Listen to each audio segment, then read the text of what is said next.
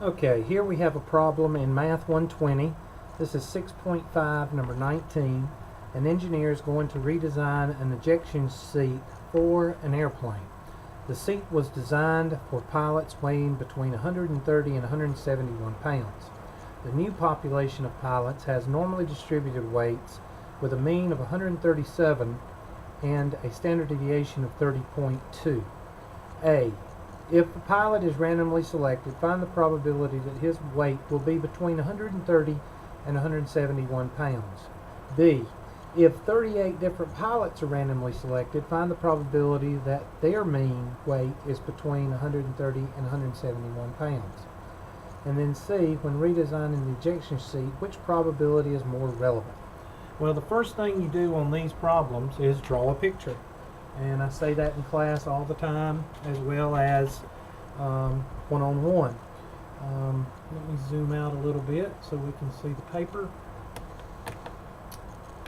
Zoom in just a little bit more. There. All right.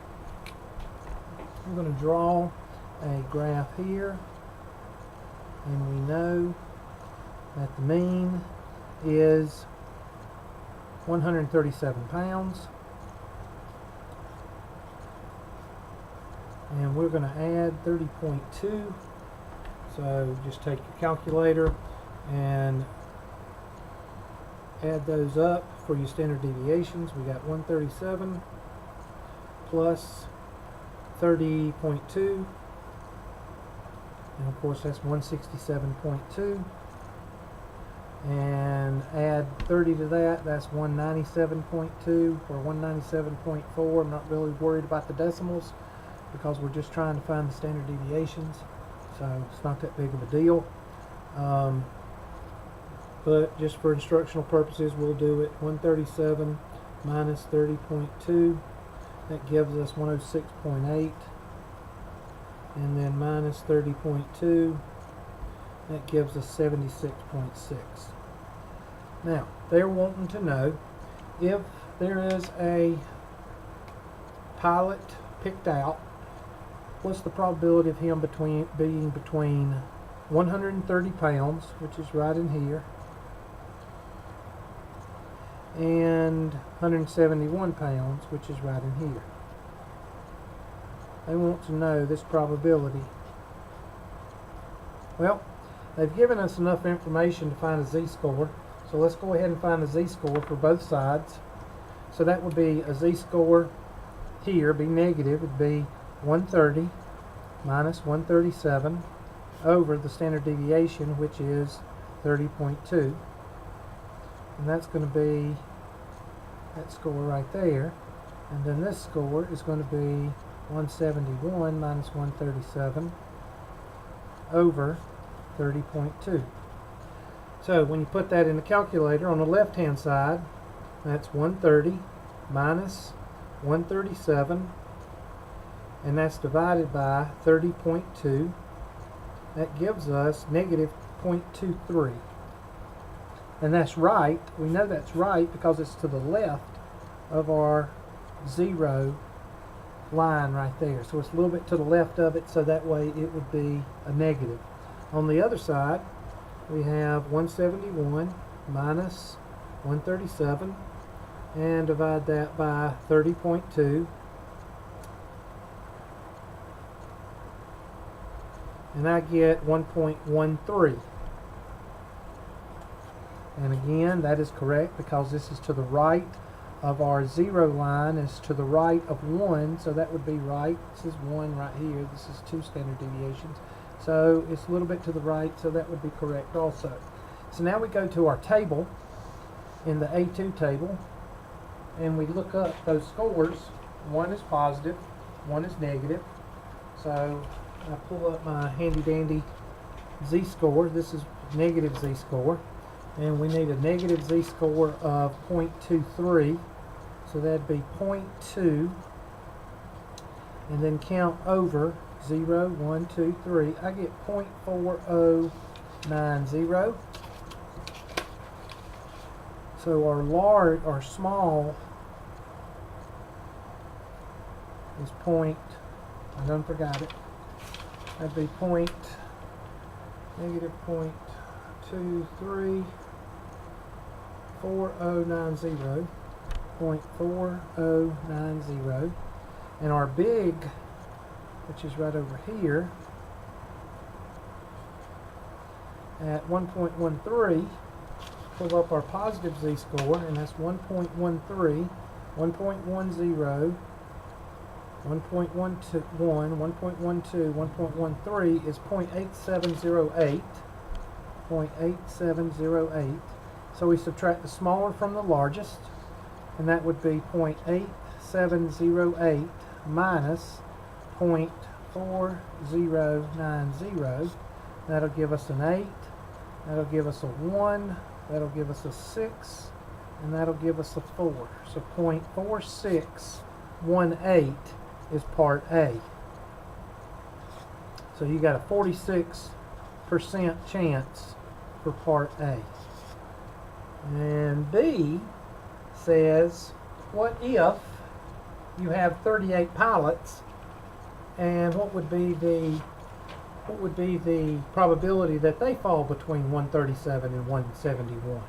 Well, we do the same thing. We still have these two formulas right here. We still use those, only the 30.2 is going to be divided by the square root of 38. So let's go draw that, and I'll just move my sheet up a little bit.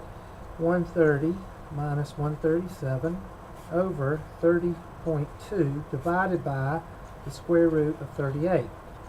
And 171 minus 137 over 30.2 divided by the square root of 38. I'm going to bring that up, and this is part B. And we'll take the square root of 38, and of course square root of 36 is 6, so it'd be around 6.2, 6.1, 6.2, but we'll go ahead and do that. 38, and we need to add our, raise it to the 0.5 power. That'll give me 6.2, 6.16 or 6.2, whichever one you want to use.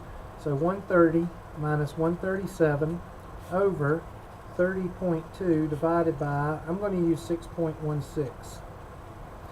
And 171 minus 137 over 30.2 divided by 6.16.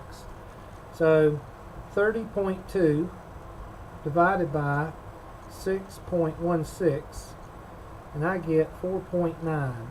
So 130 minus 137 over 4.9, and 171 minus 137 over 4.9. And let's go ahead and do that. 130 minus 137 divided by, that's negative 7, divided by 4.9. That gives us negative 1.43. And the other side, 171 minus 137, that gives us a 34 divided by 4.9.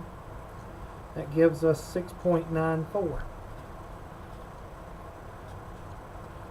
Now, we want the area between these two z-scores of negative 1.43 and 6.94. Well, we know from the table 6.94 is above 3.5 and 3.5 right here on our table, so we know that that one is 0.999, and negative 1.43 on our table, the negative z-score, negative 1.4, and then 0, 1, 2, 3 is 0.0764. 0.0764. 9 minus 4, that's a 5, that's a 3, that's a 2, and that's a 9. So we have a 92% probability of picking of one of these, the group of pilots falling between the weights of 130 and 171 pounds. So that's portion B. Now the answer to C basically is going to be that Part A is for the individual and Part B is for the group. So it says when redesigning the ejection sheet, which probability is more relevant? Part A, because the seat performance for a single pilot is more important. Part B, because the seat performance for a sample of pilots is more important. Part A, because the seat performance of a sample of pilots is more important. I would say no to that one because that's crisscrossed as well as this one. So it would be one of these two. I would say Part B, but that's just me because it's a group of pilots. That way it would cover more bang for the buck. So anyway, I hope this helps.